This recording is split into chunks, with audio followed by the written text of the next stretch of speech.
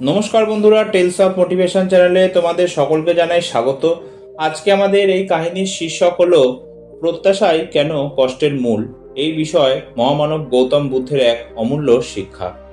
কাহিনীটি শুরু করার পূর্বে তোমাদের জানাতে চাই যে ডেসক্রিপশনে আমার আরেকটি চ্যানেল লিঙ্ক দেওয়া রইলো, যার নাম হচ্ছে ইন্সপায়ার বাংলা।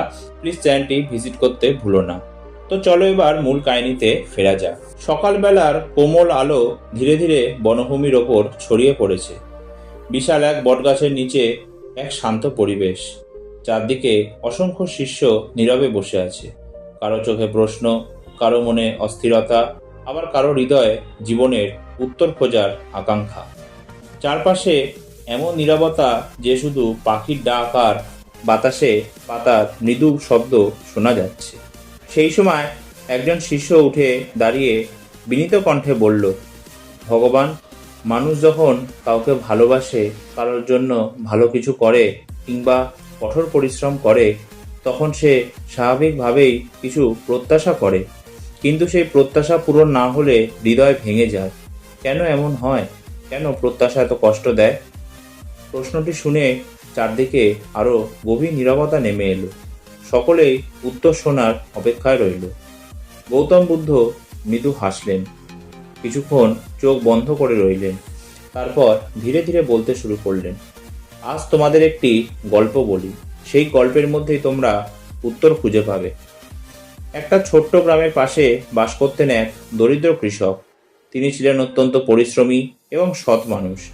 ভোর হওয়ার আগেই মাঠে চলে যেতেন, সারাদিন কঠোর পরিশ্রম করতেন আর সন্ধ্যায় ক্লান্ত শরীরে বাড়ি ফিরতেন। তার একমাত্র ছেলে ছিল। কৃষকের সমস্ত স্বপ্ন ছিল ছেলেকে মানুষ করা। তিনি নিজের সুখ স্বাচ্ছন্দ্য ত্যাগ করে ছেলের জন্য ভালো খাবার, ভালো পোশাক এবং শিক্ষার ব্যবস্থা করলেন। বছরের পর বছর তিনি নিজের ইচ্ছাগুলো বিসর্জন দিলেন। মনে মনে তিনি ভাবতেন, একদিন আমার ছেলে বড় হবে, সে আমাকে সম্মান দেবে, আমার কষ্টের প্রতিদান দেবে, বার্ধক্যে আমার পাশে থাকবে। এই প্রত্যাশাই তাকে প্রতিদিন নতুন শক্তি দিত। সময় গড়িয়ে গেল, ছেলে বড় হলো, পড়াশোনা শেষ করে শহরে ভালো চাকরি পেল। ধীরে ধীরে সে শহরের ব্যস্ত জীবনে অভ্যস্ত হয়ে উঠল। প্রথম দিকে সে নিয়মিত বাবার সঙ্গে কথা বলতো, তারপর সপ্তাহে একবার, তারপর মাসে একবার, শেষ পর্যন্ত ফোন করাও প্রায় বন্ধ হয়ে গেল। গ্রামের সেই বৃদ্ধ কৃষক প্রতিদিন বিকেলে বাড়ির সামনে নিজের রাস্তার দিকে তাকিয়ে থাকতেন। প্রতিটি পথচারীকে দেখে মনে হতো, হয়তো আজ আমার ছেলে আসবে। কিন্তু দিন কেটে যেত, কেউ আসতো না।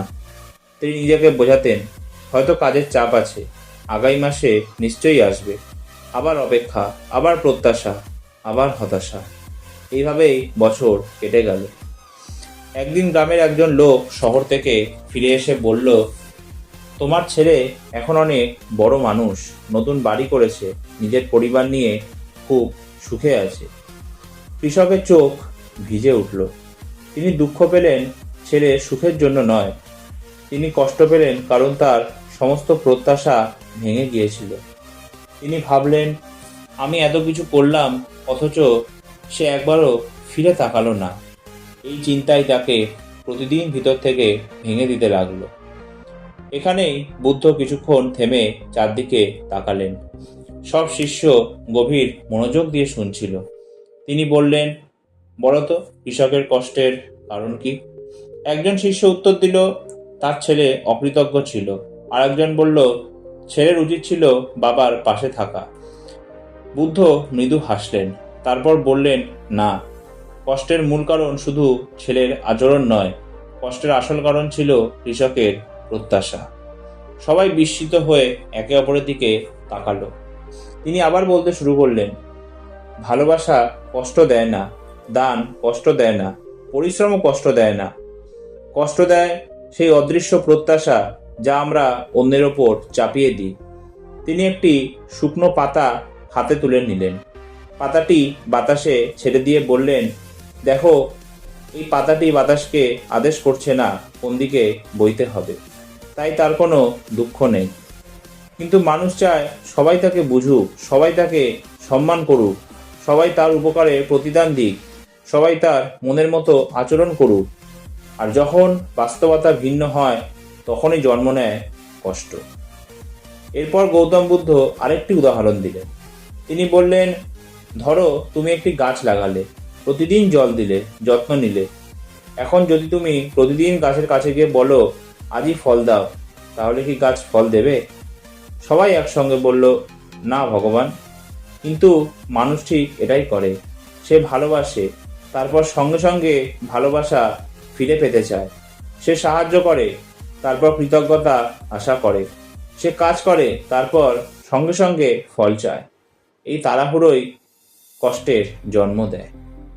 একজন শিষ্য তখন জিজ্ঞেস করল, তাহলে কি আমাদের কোনো প্রত্যাশাই রাখা উচিত নয়? বুদ্ধ শান্তভাবে উত্তর দিলেন, প্রত্যাশা নয়, বিশ্বাস রাখো। অধিকার নয়, কর্তব্য পালন করো। ফল নয়, কর্মের ওপর মন দাও। কারণ প্রত্যাশা অন্যের হাতে তোমার সুখ তুলে দেয়, আর প্রত্যাশাহীন কর্ম তোমার সুখ নিজের হাতেই রাখে। তিনি আরো বললেন, তুমি যখন কাউকে ভালোবাসবে তাকে মুক্তভাবে ভালোবাসো। যখন সাহায্য করবে প্রতিদানের হিসাব রেখো না। যখন কাজ করবে নিষ্ঠার সঙ্গে করো, কারণ পৃথিবী তোমার ইচ্ছামতো চলবে না। কিন্তু তোমার মন কিভাবে প্রতিক্রিয়া জানাবে সেটা পুরোপুরি তোমার হাতে। সব শিষ্য নীরবে বসে রইল। তাদের মনে হচ্ছিল এতদিন তারা নিজের কষ্টের জন্য অন্যকে দোষ দিয়েছে, কিন্তু আজ তারা বুঝতে পারল অধিকাংশ কষ্টের জন্ম নিজের প্রত্যাশা থেকেই। বুদ্ধ শেষবারের মতো চারদিকে তাকিয়ে বললেন, যে মানুষ প্রত্যাশাকে নিয়ন্ত্রণ করতে পারে সে দুঃখকেও নিয়ন্ত্রণ করতে পারে। যে মানুষ শুধু নিজের কর্তব্য পালন করে সে কখনো হতাশ হয় না।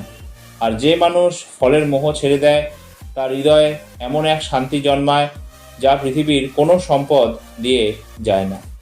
বটগাছের নিচে আবার নীরবতা নেমে এলো। হালকা বাতাস বইতে লাগলো। শিষ্যদের মনে যেন নতুন এক উপলব্ধির আলো জ্বলে উঠল। কারণ সেদিন তারা বুঝেছিল কষ্টের কারণ মানুষ নয়, পরিস্থিতিও নয়। কষ্টের আসল কারণ হলো সেই প্রত্যাশা যা আমরা নিজের অজান্তেই অন্যের কাঁধে চাপিয়ে দিই। আর যখন মানুষ প্রত্যাশার বদলে কর্তব্যকে বেছে নেয় তখন জীবন ধীরে ধীরে হালকা হয়ে যায়, মন শান্ত হয়, আর সুখ আর বাইরের কারোর হাতে বন্দি থাকে না, নিজের অন্তরের মধ্যেই জন্ম নিতে শুরু করে।